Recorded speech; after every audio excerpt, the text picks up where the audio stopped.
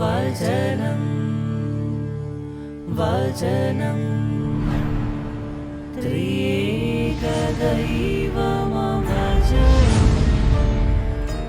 വചനം.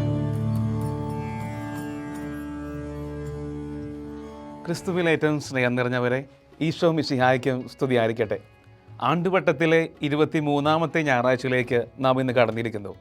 തിരുസഭാ മാതാവ് ഇന്നേ ദിനം നമുക്ക് ചിന്തിക്കുവാനായി നൽകിയിരിക്കുന്ന വചനഭാഗം വിശുദ്ധ ലൂക്കാ എഴുതിയ സുവിശേഷം 14-ാം അധ്യായം 25 മുതൽ 33 വരെയുള്ള വചനഭാഗങ്ങളാണ്.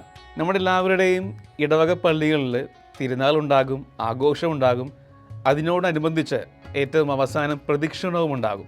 ഈ പ്രദക്ഷിണത്തിൻ്റെ ഏറ്റവും പിന്നിലായിട്ട് ഒരുപാട് ബൈക്കുകളും കാറുകളും നിരനിരയായിട്ട് വരും നമുക്ക് കാണാൻ സാധിക്കും. പക്ഷേ അവർ ഈ പ്രദക്ഷിണത്തിൻ്റെ വിശ്വാസികളായിട്ട് വരുന്നവരല്ല. പെട്ടുപോയി ബ്ലോക്ക് കാരണം വാട്ട് ടു ഡു എന്ന് ചിന്തിക്കുന്നവരാ.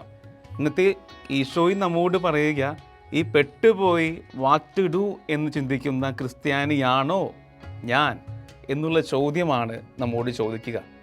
ഇന്നത്തെ സുവിശേഷ ഭാഗത്തിൽ 3 കാര്യങ്ങൾ ഈശോ പറയുന്നുണ്ട്. ഒന്നാമതായിട്ട്, ബിൽഡിംഗ് പണിക്ക് മുമ്പായിട്ട് നീ ഒരുങ്ങിയോ? രണ്ടാമതായിട്ട്, യുദ്ധം ചെയ്യാൻ പോകുന്ന മുമ്പായിട്ട് അതിനുള്ള ഉപകരണങ്ങൾ നിനക്കുണ്ടോ? മൂന്നാമതായിട്ട്, കുരിശിനെക്കുറിച്ച്. ഇനി നമുക്ക് ഓരോന്നായിട്ട് കടന്നു വരാം. ഒന്നാമതായിട്ട്, ബിൽഡിംഗ് വർക്കിൽ PhD എടുത്തവരാണ് ഈ റോമാക്കാർ. ഈ എല്ലാ കെട്ടിടങ്ങളും പണിന് മുമ്പായിട്ട് എല്ലാം ഒരുങ്ങി വെച്ച് പ്ലാൻ ചെയ്ത് ചെയ്യുന്നവരാണ്. ഇല്ലെന്നാണെങ്കിൽ അവരുടെ മേൽക്കൊഴിമ തന്നെ നഷ്ടപ്പെട്ടു പോകും. അത് അവരുടെ പ്രസ്റ്റീജ് ഇഷ്യൂവായ കാര്യമാണ്. അതുകൊണ്ട് തന്നെ ഇവർ ഈ ബിൽഡിംഗ് ഉയർത്തുന്നതിന് മുമ്പായിട്ട് എല്ലാ കാര്യങ്ങളും മനോഹരമായി പ്രിപ്പയർ ചെയ്ത് പ്ലാൻ ചെയ്ത് ഒരുങ്ങുന്നവരാണ്. രണ്ടാമതായിട്ട്, ഈ ശത്രു സൈന്യങ്ങളെ തിരിച്ചാക്രമിക്കുക എന്നുള്ളത് അത്ര നിസ്സാരമായ കാര്യമല്ല. അതിനൊരുപാട് കഷ്ടപ്പെടേണ്ടി വരും, ഒരുങ്ങേണ്ടി വരും, അധ്വാനിക്കേണ്ടി വരും. ഇതിനെക്കുറിച്ചാണ് ഈ യുദ്ധം എന്ന് പറയുമ്പോൾ പറഞ്ഞു കേൾക്കുക. കാരണം ഇതിന് പോണേക്ക് മുമ്പായിട്ട് നിനക്കതിനുള്ള ഉപകരണങ്ങൾ ഉണ്ടാകണം. ഇല്ലെന്നാണെങ്കിൽ ആ പരിപാടിക്ക് പോകരുത് എന്ന് കർത്താവ് പറയുകയാണ്. അതുകൊണ്ട് തന്നെ ഈ ഒന്നാമത്തേതും രണ്ടാമത്തേതുമായി പറഞ്ഞ കാര്യങ്ങൾ റിസ്ക് എടുത്താലും പ്ലാൻ ചെയ്താലും മാത്രമേ നടക്കുകയുള്ളൂ.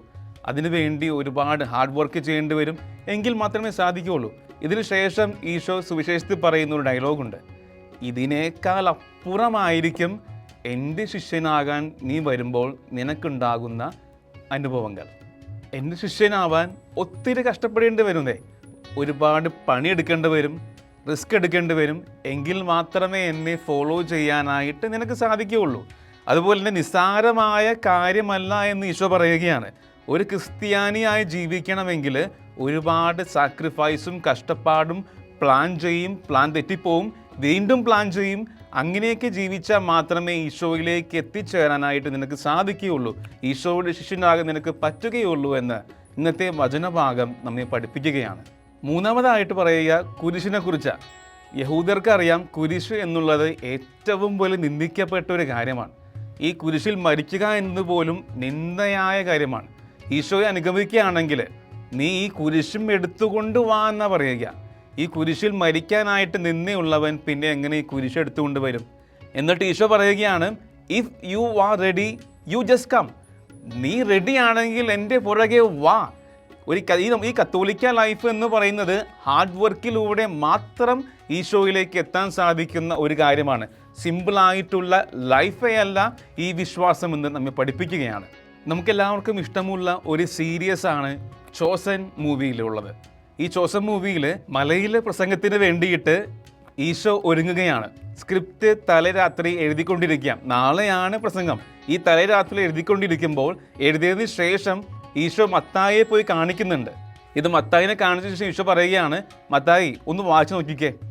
അപ്പം മത്തായി വായിച്ചു നോക്കിയിട്ട് പറയുകയാണ്, ഈശോയെ ഇത് ഭയങ്കര കട്ടിയുള്ള വേർഡ്സാണ്, ഒന്ന് ലൈറ്റായിട്ട് ഒന്ന് കുറച്ച് കോംപ്രമൈസ് ചെയ്ത് എഴുതാൻ പറ്റുമോ?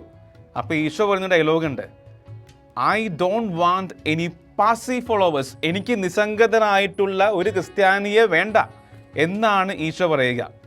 If you are following Jesus you have to face the challenges. ഈശോയെ ഫോളോ ചെയ്യാനായിട്ട് നീ ഒരുങ്ങുകയാണെങ്കിൽ, തയ്യാറെടുക്കുകയാണെങ്കിലും ഒരുപാട് വെല്ലുവിളികളും ഒരുപാട് അപകടങ്ങളും ഒരുപാട് തിക്ത അനുഭവങ്ങളും നീ നേരിടേണ്ടി വരും. ഈ ക്രിസ്തീയ ജീവിതത്തിൽ സിമ്പിളായിട്ട് ഈശോയെ ഫോളോ ചെയ്യാനായിട്ട്, സിമ്പിളായിട്ട് ഒരു ക്രിസ്തുവിൻ്റെ അനുയായിയായിട്ട് നിനക്ക് വരാൻ സാധിക്കില്ല.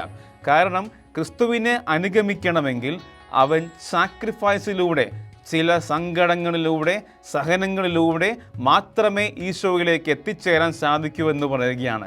വീണ്ടും ഈശോ നമ്മോട് ചോദിക്കുകയാണ്, are you ready to follow me? നീ ഇതെല്ലാം കേട്ടിട്ട് എന്നെ ഫോളോ ചെയ്യാൻ, എന്നെ അനുഗമിക്കാൻ ഒരുങ്ങിയോ? നിന്റെ ഉത്തരം അതെ എങ്കിൽ അതെ എന്നും അല്ല എങ്കിൽ അല്ല എന്നുമായിരിക്കട്ടെ. എന്താണ് നിന്റെ ഉത്തരം? ചിന്തിക്കുക, കണ്ടുപിടിക്കാം. ദൈവം നിങ്ങളെ അനുഗ്രഹിക്കട്ടെ. ആമേൻ.